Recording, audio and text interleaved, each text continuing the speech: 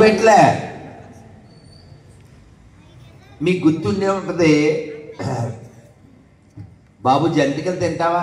అయినా మా జంతికలు నువ్వేం తింటావులే. బాబు రొట్టె తింటా, అయినా మా రొట్టెలు నువ్వేం తింటావులే. బాబు బిస్కెట్లు తింటావు, అయినా మా బిస్కెట్లు నువ్వేం తింటావులే. టీ తాగుతా, మా టీ తాగుతాను. మరి మండదా వాడికి? మండదా? అలా తయారయ్యాం మనం. రాను రాను రాజుగారు చదివాడు. కాబట్టి మన పూర్వీకులు మనకి నేర్పించినటువంటి విధానం అమ్మని, నాన్నని, గురువుని అతిథిని దైవంలా చూసుకోవాలి. అంటే దైవ సమానంగా. అయితే మీకు ఒక కథ చెప్పాలని గుర్తొచ్చింది. అల్లరి చేయకుండా ఉంటే చెప్తాను. చెప్పనా? చాలా కాలం క్రితం మా జూనియర్ చెప్పాడు ఆ కథ. ఎవరు చెప్తే ఏమిటి, మంచి విషయం వినాలి. మా కుందన చెప్పినా వినాలి, మా కుసుమ చెప్పినా వినాలి, చిన్న పిల్లలు చెప్పినా వినాలి. మనందరికీ తినడం వచ్చు కానీ వినడం రాదు. వినేవాళ్ళు కరువయ్యారు. ఆ లెక్కలో చెబితే హిందువుల్లో కనేవాళ్ళు కరువయ్యారు, కొనేవాళ్ళు బాగా పెరిగారు. కొనడం ఒకటే కాదండి, వినడం కూడా నేర్చుకోండి. ఒక ఊరిలో ఓ భార్యాభర్త ఒక ఉపన్యాసానికి వెళ్ళారు. వెళ్తే ఆ ఉపన్యాసం చెప్పాయని అన్నారు, ఎవరన్నా అతిథికి పెట్టిన తర్వాతే తినండి, అది మన యొక్క ఆచారం అన్నారు.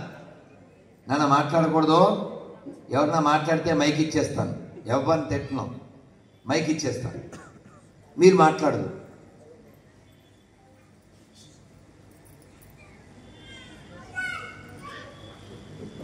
వాళ్ళు విన్నారు.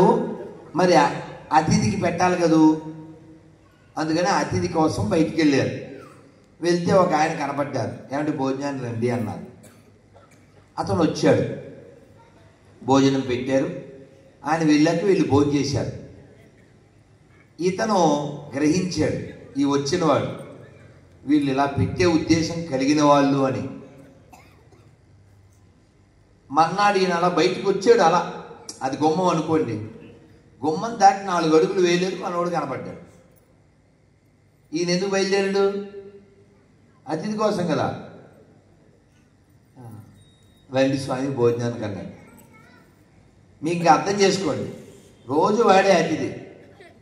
అర్థం కాలే? వాడు ఫిక్స్ అయిపోయాడు, వీళ్ళు ఎలాగా రోజు పెడితే కానీ తినరు అని. ఈ గుమ్మంలో రావడం వాడు రెడీగా ఉంటున్నాడు, మనకి అతిథి కావాలి అని రోజు పెడుతున్నాడు. వాడు రావడం, తినడం, సరే ఇట్స్ గోయింగ్ ఆన్. ఓ రోజు వీళ్ళు అనుకున్నారు, వీడే రోజు వచ్చేస్తున్నాడు, వీడు ఏదో క్లూ పాయింట్స్ పెట్టాడు, ఎలా వీడిని వదిలించుకోవడం అని అనుకున్నారు. అనుకుని ఓ పని చేద్దాం, మనం వాడు వచ్చేసరికి మనం బాగా కుట్టేసుకుందాం, కుట్టుకున్నట్టు నటిద్దాం అని. మీరు బాగా వినాలి, ఇది మనందరి గురించి. అలా వాళ్ళు అతను గుమ్మానికి వచ్చే టైంకి కొట్టేసుకుంటున్నారు, కొట్టుకుంటున్నట్టు నడుస్తున్నారు. చాలా పెద్ద గొడవలాగే. గొడవ అయిపోయింది. అమ్మ ఏదో గొడవ అని అతను వెళ్ళిపోయాడు. వెళ్ళిపోయాక వీళ్ళిద్దరు నవ్వుకుని మనం బాగా నటించాం అని ఒకళ్ళు మెచ్చుకుని, అమ్మయ్య వాడు వెళ్ళిపోయాడు అని అనుకున్నారు. ఉట్టి గొడవ బాగానే పనిచేసింది అని అనుకుంటున్నారు. ఇతను అన్నాడు, మీరు ఉట్టిగా కొట్టుకున్నారు, నేను కూడా ఉట్టిగా వెళ్ళాను అని వచ్చింది. ఉట్టిగా కొట్టుకున్న వాడికి అర్థమైపోయింది. ఈ కథ చెప్పి రసానంద ప్రభు అని శ్రీరంగంలో ఉంటారు, వారు అన్నారు, మనం చాలా జయించేమని అనుకుంటూ ఉంటాం, మనస్సుని, ఇంద్రియాలని, మాయని.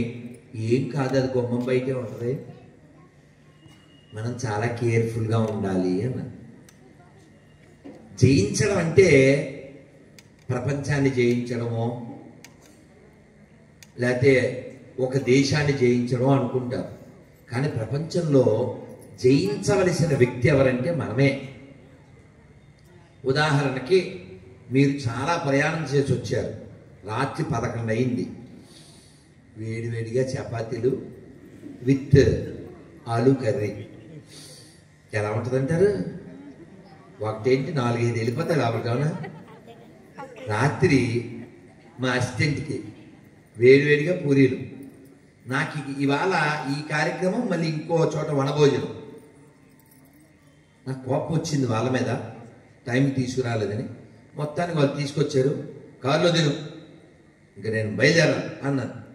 సరే వాళ్ళతో మాట్లాడుతుంటే వాడు కారులోనే తినేసాడు, కారు కదలకుండానే.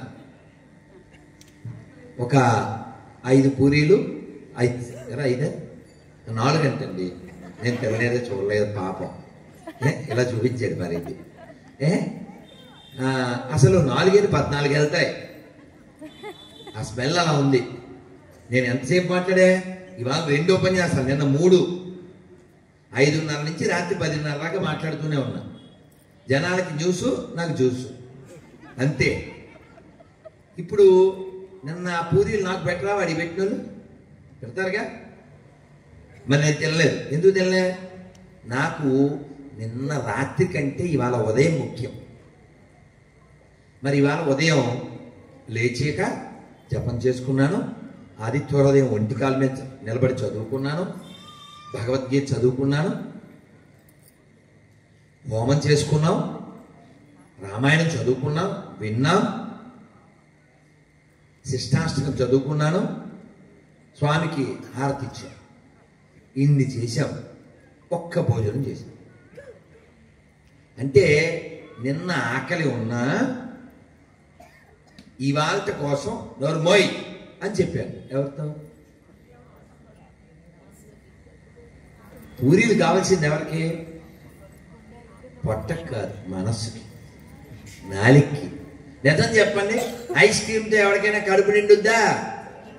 అయినా బయటికి వెళ్తే మమ్మీ ఎన్ని మెలికలో పావు మిలికిల్లో తిరుగుతారు. నిజాయితీగా చేయొద్దండి. ఐస్ క్రీమ్ కోసం అమ్మని నాన్న ఏడిపించినారు. అమ్మ మా సుప్రియ బంగారు తల్లి. మీ అందరికి చప్పట్లు కొట్టుకోండి. మీ అందరికంటే నేనే సీనియర్. నేను 47 ఏళ్ల క్రితం, 46 ఏళ్ల క్రితమే అని ఏడిచాను. 46 ఏళ్ల క్రితం. మీకు తెలుసా? పాల ఐస్ క్రీమ్ ఇక్కడే విజయవాడలో. ఆ డబ్బా పట్టుకుపోయేవాడు, తినేసి ఇంటికి వెళ్ళి మళ్ళీ చూపించేవాళ్ళు అందరికి. ఇప్పుడు పడేయచ్చు కదా. అంటే అది బాల్యం. 7 ఏళ్ళు, 10 ఏళ్ళు, 11 ఏళ్ళు. కానీ వయసు వచ్చిన తర్వాత మనం ఒక్కొక్కటి వదిలేయాలి. 60 వచ్చాక కూడా జొమాటోలో టమోటా బాత ఆర్డర్ ఇవ్వకూడదు. అర్థమైందా? చచ్చిపోతాం. ఎందుకు చచ్చిపోతారు? ఏమి చావరు. మనస్సు అలా మాయ చేస్తూ ఉంటుంది. ఇవన్నీ ఎందుకు చెప్తున్నాను తెలుసా? మీరు ఇవాళ వేసేయండి, రేపు వేసేయండి, ఎల్లుండి మూసేయండి. అదేంటి? ఎందుకు చెప్పారు? ఎల్లుండి ఏకాశి. ఎంత చెప్పినా అయినపోతే నువ్వు రాకాశి. చూడక నాకేసి. అర్థమైందా? అర్థమైందా?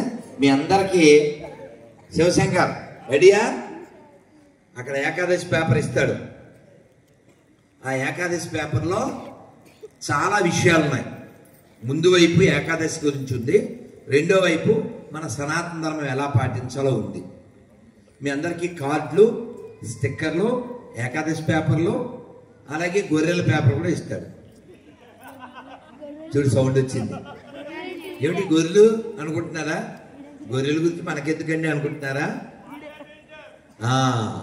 గొర్రె అంటే ఏంటంటే బొర్రలైందని అర్థం. జోక్ కాదు, జోక్ కాదు నాన్న. మీరు ఎప్పుడైనా చూడొచ్చు వీడియోస్లో కూడా. ఒక గొర్రె ఓ కొండ నుంచి దూకింది అనుకో, మిగిలిన గొర్రెలన్నీ దూకేస్తాయి. ఒక వీడియో ఉంది. ఆ గొర్రె 4 కాళ్ళు పట్టుకుని ఇలా ఇలా తిప్పి చెరువులో పడేశాడు. అన్ని గొర్రెలు దూకేసింది. వాడు తోయలే, అవే దూకేసింది. ఎందుకని? ఒకడు దూకింది కదా అని. అందుకని బుర్ర ఉండవు. బుర్ర లేని వాటిని గొర్రెలు అంటారు. గొర్రెకి బుర్ర లేకపోతే అది ప్రకృతి, కానీ మనుషులకి బుర్ర లేకపోతే అది వికృతి. మనం మర్చిపోకూడదు భగవంతుడు మనకి ఇచ్చిన సుకృతి. We are luckiest people in this ప్రకృతి. అవునా కదా? ఎంత గొప్ప వాళ్ళకి మనం వారసులం. మనం ఈ ఊరు, ఈ విజయవాడలో ఒక గొప్ప ఆయన పుట్టారు, అని చాలా మంది పుట్టారు. ఒక గొప్ప ఆయన రామాయణాన్ని రాశారు. మళ్ళీ ఎవరైనా వాల్మీకి అప్పుడు రాశాడు, కానీ విజయవాడలో 50 ఏళ్ల క్రితం ఒక ఆయన రాశాడు. ఆయన పేరు ఎవరిని చెప్పింది? అదిగో మా కాశీవాసి అమ్మ చెప్పారు. వారింటికి వెళ్ళాను. వాళ్ళ మనవడి పేరు కూడా విశ్వనాథ శెట్టాన్ని. వారు మన పెద్ద ఎన్టీఆర్ గారికి కూడా టీచర్ అంట. వారు ఈ రామాయణ కల్పవృక్షంలో రాములు వారు పుట్టడానికి ముందు పుత్రకామేష్టి యాగం చేశారని చాలా బాగా వివరించారు. దాన్ని మన చాగంటి కోటేశ్వరరావు గారు చాలా ఆనందంగా వర్ణించారు. ఎన్ని రకాల భోజనాలు పెట్టారంటే వచ్చిన వాళ్ళకి ఎన్ని రకాల భోజనాలు పెట్టారంటే వాళ్ళు భోజనం వడ్డిస్తుంటే ఇంకా చాలండి అని చేయి పెడితే చేయి తోసేస్తున్నారు. వాళ్ళు వడ్డించే వాళ్ళ నుంచి తప్పించుకోవడానికి ఆ విస్తర మీద వీపు పెట్టారండి. మీకు అర్థమైందండి పిల్లలు? అర్థమైందా? ఇదిగో ఇది విస్తర అనుకోండి, ఇక్కడ ఎదురుగా చెయ్యి అడ్డం పెడితే తోసేస్తున్నారు, వేసేస్తున్నారు. ఏమంటే స్వీట్ వద్దని, ఇది తినాలే, ఇది రసమలై అని చెప్పి వేసేస్తున్నారు. అబ్బే దోసకాయ పచ్చడి అండి, వేడండి పచ్చడి, ఇదిగో ఇది మజ్జిగ పులుసు, ఇది వేసుకోండి లెవెల్ అయిపోతుంది. వాడే చెప్పేస్తాడండి. వీళ్ళు ఇంకేం చేయాలి అని ఇలా వంగి విస్తర మీద వంగారు. అంటే వీపు మీద పోయారు కదా ఇంక సాంబార్లు అవి. అంటే ఇదంతా ఎందుకు చెప్పారంటే అంత బాగా వడ్డించారు, అంత బాగా చూసుకున్నారు. అంతేగాని ఇంట్లోకి వస్తుంటే బ్యాగ్ తీసుకుని బాబాయ్ గారు సాయంత్రం బస్సే కదూ, ఇంకా అడిగి దిగుద్దా అండి? అది దిగుద్దా? వాడు మెట్లు దిగుతాడా? అసలు ఏం తింటామండి, బియ్యం 60 రూపాయలు అయిపోయినాయి అని వడ్డిస్తూ చెప్తే ఆడి మొద్ద దిగుద్దా? కాబట్టి అతిథిని విష్ణువులా చూడమన్నారు. అంత కాకపోయినా కనీసం మనిషిలా అన్నా చూడాలి. వాడి ముందే మనం మాట్లాడేసామనుకోండి అక్కర్లేనివన్నీ రకరకాలుగా ఉంటుంది. ఒక మాదిరి కాదు, 2-3 మాదిరిలుగా ఉంటుంది. మీకు ఏం చెప్పాలనుకున్నా అంటే ఎప్పుడో రామాయణంలో జరిగింది విశ్వనాథ్ గారు రాశారు, వాల్మీకి చెప్పారు. కానీ ఒక 50 ఏండ్ల క్రితం 40 ఏండ్ల క్రితం ఈ కృష్ణా జిల్లాలో పెదముత్తేవిలో బందరవతల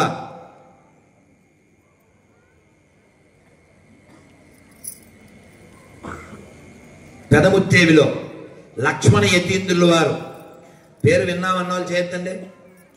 పూజ్యశ్రీ లక్ష్మణ యతీంద్రుల వారికి అక్కడ రాములు వారు ఉంటారు. చాలా గొప్ప విషయం అది. బోల్డెన్ ఆవులు ఉంటాయి. వారు ఈ రామాయణం చదివి ఇలా మనం చెయ్యాలి అనుకున్నారు. ఎప్పుడో కాదు, గట్టిగా 40-50 ఏళ్ల క్రితం అలా అనుకుని మీరు నమ్మండి 1,00,000 మందికి భోజనం పెట్టారు. 10,000 మంది 5,000 మంది ఒక్కోసారి. అలా కాదు, పొలాలన్నీ కుప్పనూర్చేసి ఖాళీగా ఉన్న టైంలో పొలాలన్నీ చదుంచేసి తాటాకు పందిళ్ళు వేసి అరటి ఆకుల్లో 1,00,000 మందికి వడ్డించి ఒక్కసారిగా వాసుదేవా చెప్పండి, వాసుదేవా వాసుదేవా అందరు చెప్పాలి. వాసుదేవా వాసుదేవా వాసుదేవా 1,00,000 మందికి ఒక్కసారి పెట్టి 1,00,000 మంది ఒక్కసారే వాసుదేవా అన్నారు, భోజనం చేశారు. ఇలాగా మన నేల మీద ఎన్నో మహత్కార్యాలు జరిగినాయి. అలా జరిగిన వాటిల్లో రామాయణం చాలా గొప్పది. రాముడు మనందరికీ దేవుడు అని మనం ఫీల్ అవుతాం, అలాగే భావిస్తాం. కానీ రాముడు అలా అనుకోలేదు. రాముడిని అడిగితే ఏం చెప్పేవాడు? ఏమంటే మీరు ఎవరండి అంటే, I am Rama, son of Dasharatha, my wife name is Sita and my brother Lakshmana. ఇలా my place I am from Ayodhya, ఇలాగే ఇంట్రడ్యూస్ చేసుకునేవాడు. ఎక్కడ I am supreme lord, I am Vishnu, I came as Rama, అసలు అలా లేడు. రాముడు దేవుడని సీతాదేవికి తెలుసు, సుమిత్రకి తెలుసు, వశిష్ఠుడికి తెలుసు, విశ్వామిత్రుడికి తెలుసు, రాముడికి తెలియదు. అదేమిటండి అలా అంటున్నారు అంటే, రాముడు ఎవరిని సంహరించాలి ఇప్పుడు? మరి రావణాసుడు వరాలు కోరుకున్నాడు ఆయన్ని. ఆయన ఎవరు వెనకాల? పరమశివుడిని కోరుకున్నాడు. ఏమని కోరాడు? చావు రాకుండా ఎవరి నుంచి? యక్ష, గంధర్వ, కిన్నెర, కింపురుష ఇన్ని చెప్పి వానరులు నరులు వారు నన్నేమి చేయుదురు అని చాలా హేళనగా, అంటే చీప్గా మాట్లాడాడు. ఎవరి గురించి? మనుష్యుల గురించి. అటువంటి మనుష్య జాతిలో రాముడు ఆవిర్భవించి లోకానికి మనిషి ఎంత గొప్పవాడు, ఎంత ముఖ్యమో చెప్పాడు, నిరూపించాడు. ఒక మనిషి తలుచుకుంటే సముద్రానికి బ్రిడ్జి కట్టగలడు. ఒక మనిషి తలుచుకుంటే కోతులను కూడా ఆడించగలడు, కోతులతో కూడా పని చేయించగలడు, వానరులతో సైన్యాన్ని ఏర్పాటు చేసి ఒక మహారాక్షసుని పడగొట్టగలడు. ఒక మనిషి తలుచుకుంటే లోకాన్ని పరిపాలించగలడు. ఒక మనిషి తలుచుకుంటే లోకాన్ని ఉద్ధరించగలడు. ఇదంతా నిరూపించాడా లేదా? అందుకే Rama is the best king, Rama is the best sun, Rama is the best husband, Rama is the best brother, Rama is the best friend. ఎలా అంటే, మీరు ఒక్కసారి రామాయణం స్మరణ చెయ్యండి. రామాయణాన్ని ఎవరు రాశారు? గట్టిగా బోలో వాల్మీకి మహర్షికి. అయిపోయిందా?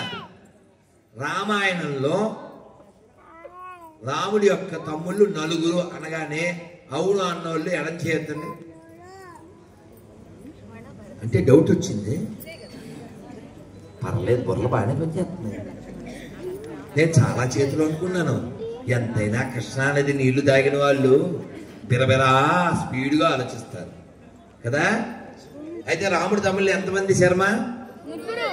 మాకు అథవా దొరకలేదు.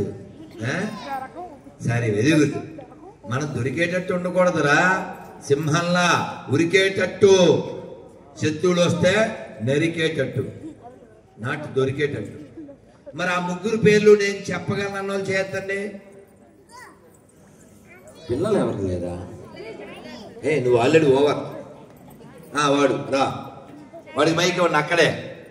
అక్కడే మైక్ ఇవ్వండి.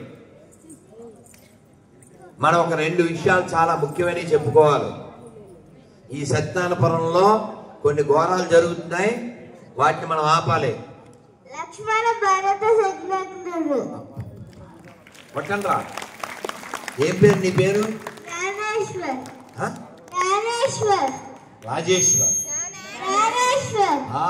Once more. అద్భుతంగా చెప్పావు నన్ను, బంగారు తల్లి ఇచ్చి. జ్ఞానేశ్వర్ అనే పేరు ఒక గొప్ప పాండురంగ భక్తుడి పేరు. భగవద్గీతని మరాఠీలో జ్ఞానేశ్వరి అని పిలుస్తారు. చాలా గొప్ప ఆయన. మరి రామ, భరత, లక్ష్మణ, శత్రుఘ్నులు తెలుసు కదా. వాళ్ళ నలుగురు భార్యల పేర్లు నేను చెప్పగలను అన్నో చేస్తారు. అమ్ములు మైక్ ఇవ్వండి.